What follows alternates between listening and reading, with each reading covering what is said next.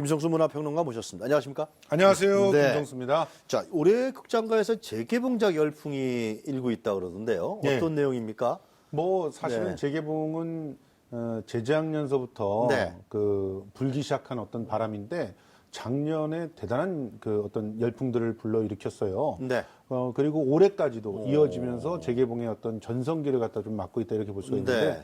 올해 같은 경우는 반지의 제왕 시리즈가 1월 달에 재개봉을 했어요. 그래요? 그런데 원래 개봉할 때보다 무려 170분이나 더 얹어서 이 3부작이 다 골고루 3, 40분씩 더 얹어져 가지고 더 완성도가 높은 영화로 다가왔습니다. 네. 그래서 상당히 어떻게 보면은 흥행의 비수기에 네. 그 반지의 제왕이라고 하는 블록버스터 영화가 14년 만인가 기억이 되는데 그렇게 네. 하여튼 다시 다가와가지고 굉장히 큰 감동을 갖다 안기기도 했는데 지금 2월 달만 놓고 보더라도 이 재개봉 영화들이 심상치 않습니다. 일단 2월에 그 시작을 알린 영화가 사운드 오브 뮤직이었어요. 그 굉장히 옛날 건데요. 그렇죠. 예? 이 사운드 오브 뮤직은 일단 설날 EBS에서 맞습니다. 설날 특선 영화로 해줬는데도 재개봉이 됐는데 그래도 또 인기가 있어요. 이게 또 대형 스크린에서 보는 맛이 완전히 다르거든요. 그렇겠죠. 예. 그래서 사운드 오브 뮤직이 2일날 개봉을 해가지고 그 좋은 반응을 얻고 있고 그리고 또 그 뒤를 이어서 뭐 아무도 모른다. 라든지 일본 영화입니다. 이거는 네. 이 아무도 모른다 같은 경우도 우리나라에서 상당히 많은 팬층을 갖고 있는 그 감독의 영화고요. 그리고 또 제리 맥과이어는 2월 14일 발렌타인데이에 같이 개봉을 하는데 톰 크루즈의 전성기 때의 모습을 볼 수 있어서 네. 굉장히 가슴 설레고 하는 사람들이 많습니다. 네. 그리고 뭐 천국의 아이들도 재개봉을 합니다. 그 천국의 아이들은 감동적인 영화로 한 10편을 꼽아라. 그러면 그 중에 하나 늘 들어가는 그런 영화인데 네. 이 천국의 아이들까지 2월 달에도 아주 풍성한 재개봉 영화들이 올해를 기다리고 있는데요. 네. 아무튼 이렇게 그 영화가가 재개봉 영화라고 하는 그런 이슈 자체가 아주 완연하게 하나의 장르인 것처럼 그래서 특별히 재개봉 영화만 쫓아다니면서 보려고 하는 그런 관객들이 생길 정도의 그래요? 흐름을 형성했다고 볼 수가 있겠습니다. 평론가님, 재개봉 영화는 좀 저렴합니까? 일반 저보다? 아니요, 그렇게 똑같아요? 저렴하지 않습니다. 돈을 내서 보는 사람의 입장에서는 똑같아요. 똑같아요? 예, 그런데 이 관람객의 입장에서는 왜 이 재개봉 영화가 매력적이냐면 네. 일단 영화를 처음에 봤었을 때로 바로 소환하는 그런 강력한 힘이 있죠. 그러니까 과거로 돌아가는 타임머신을 거야? 타고 돌아가는 듯한 그런 경험을 갖다 갖게 사운드 해줍니다. 오브 뮤직을 보면 그 어렸을 때 동심으로 돌아가 버린다. 그렇습니다. 바로 그렇기 때문에 예전에 자기가 그 영화를 소비했던 때의 당시로 돌아가게끔 해서 네. 새로운 감성을 만나게도 해주고 그리고 최근 들어서는요 굉장히 기술이 발전이 돼가지고 예전에 저도 사운드 오브 뮤직을 처음 봤을 때가 재개봉관에서 봤었거든요. 그랬습니까? 그러니까 상영관에서 보지 못하고 예. 뭐 우리가 2류, 3류 이렇게 얘기할 때 전에는 그런 게 있었어요. 있었잖아요. 그래서 재개봉관에서 그러니까 재개봉관이 아니라 2류 영화관에서 뭐 그렇게 얘기를 했었죠. 그때는 영화관에서, 재개봉관이라고 예. 얘기했었는데 어쨌든 뭐 그 친구들과 단체로 네. 그 학교에서 가가지고 봤는데 그러니까 제대로 관람을 할 수가 학교 수업 없었죠. 빠지고 많이들 갔는데, 예. 화면은 비가 내리고 네. 그랬던 그 기억이 나는데 그런데 이 영화를 완벽하게 복각이 돼서 특별한 사운드로 들을 수 있는 그런 기회가 만들어지는 거예요. 그러니까 기술적으로 완벽하게 옛날의 그 감동을 만날 수 있다는 것도 굉장히 매력적인 것이고 네. 그리고 이 필름 영화들이 갖고 있는 독특한 아름다움들이 있는데 그런 아름다움들도 만끽할 수 있다는 측면들은 네. 여러모로 영화를 풍성하게 만족할 수 있게 만들어준다는 겁니다. 그런 측면에서 네. 이 명작이 갖고 있는 여전한 그런 감동과 더불어서 다양한 재미들을 줄 수 있기 때문에 재개봉 영화들을 그렇게 찾아다니는 것이죠. 그 케이블 TV 방송에서 지금 말씀하신 영화들은 여러 차례 상영을 했는데 예. 그렇지 않습니까? 그렇죠.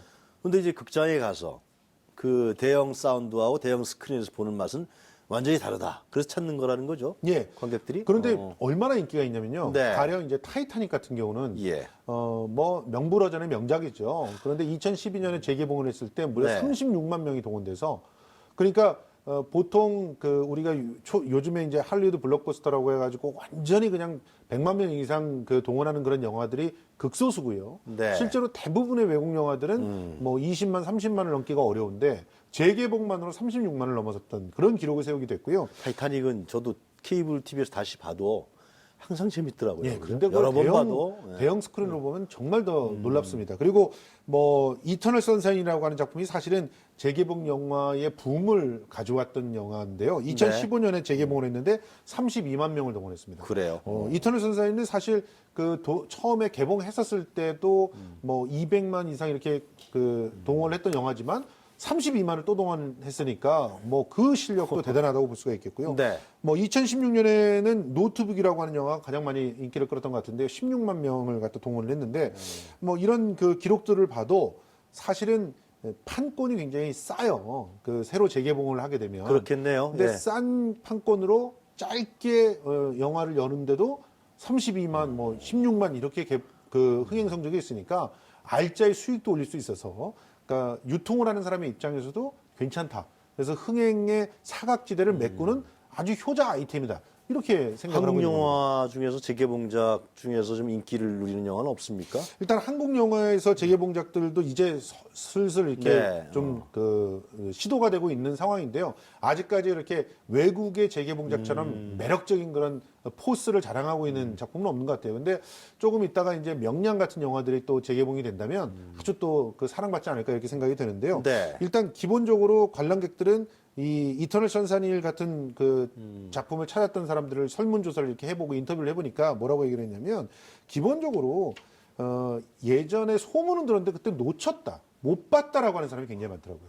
그러니까 뭐 우리가 1000만 봤으면 엄청나게 봤다 이렇게 생각을 네. 하지만 실제로 뭐 재관람하고 이런 사람들이 꽤 많잖아요. 그래서 1000만이 봤다 그래도 못 본 사람들이 있기 마련입니다. 네. 그런데 보통 우리가 외국 영화로서 흥행에 성공했다 그러면 100만, 200만 정도를 보는데 그러면은 소문은 났지만 정말 보고 싶어 하는데 못 본 사람들이 아직도 많다는 것이고 네. 그런 분들은 또 영화 마니아 같은 경우는 스크린이 작은 그런 TV로 보기는 별로 안 좋아하시고 그래요. 또 TV에서는 뭐 담배 피우는 장면 같은 경우를 이제 블러 처리한다든가 이렇게 좀 그렇죠. 예.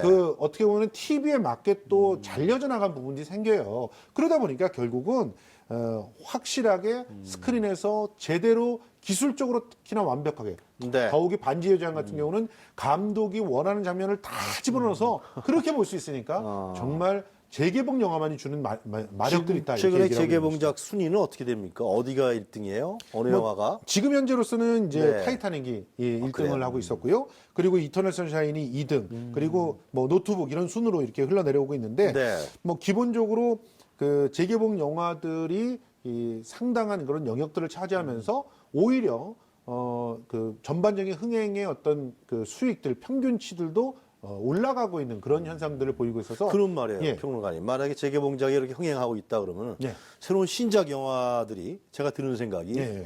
이 영화관 찾기가 개봉관 찾기가 쉽지 않을 것 같다는 느낌 좀 드네요. 맞습니다. 그게 네, 이제 단점이라고 볼 수 있습니다. 네. 이 재개봉 영화는 일단 홍보가 필요가 없죠. 그리고 예전에 흥행에 성공을 했던 명작이기 때문에 많은 사람들이 이미 알아서 입소문으로 찾아오는 그런 영화들이죠.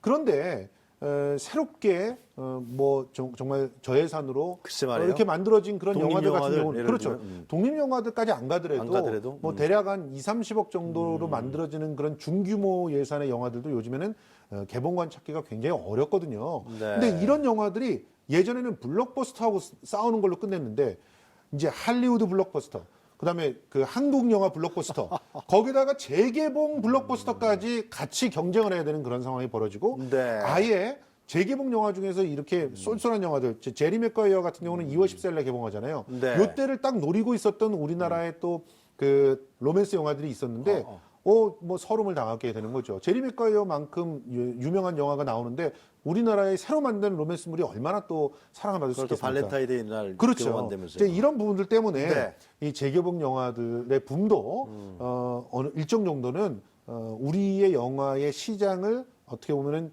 뿌리를 고사시킬 수 있는 역할들이 좀 있다. 네. 그래서 이제 영화관을 열 때 이렇게 재개봉 영화들에 대해서 지금은 사실은 뭐 예술 영화라든가 이런 식으로 해서 약간씩의 특혜가들이 좀 있었는데요. 아예 재개봉 영화들만 따로 상영할 수 있는 그런 공간들을 만드는 게 어떠냐. 그리고 이제 개봉하는 작품들이 불이익을 당하지 않게 최소한 개봉을 할 때 일정 정도 수준 이상이 되면은 일정 기간을 열 수 있는 그런 어떤 TO를 만들어주는 네. 그런 법들도 필요하다. 이런 얘기를 그런 나오고 정책이 있습니다. 좀 필요하겠네요. 그렇죠? 그렇습니다. 예. 그러다 보니까 이제 지금 논의는 많이 되고 있는데 지금 워낙 문화체육관광부가 정신이 없어요. 정신이 없기 때문에 그냥 이런 뭐 부분들이 아직 실행이 되지 않고 있는 거의 상황입니다. 실장분들 지금 야 이거 어떻게 되나 하여튼 그냥 그죠? 굉장히 정신이 없을 거예요. 그렇습니다. 여러 가지로. 아직까지 뭐 해결해야 될 일들이 많고요. 네. 일단은 이제 뭐 탄핵이니 뭐니 이런 부분들이 좀 정리가 되고 네. 블랙리스트 문제들이 좀 정리되고 난 다음에 본격적인 정책들을 좀 실행할 수 있을 것 같습니다. 잘 알겠습니다. 오늘 말씀 잘 들었습니다. 고맙습니다. 네, 감사합니다. 지금까지 김성수 문화평론가와 이야기 나눠봤습니다.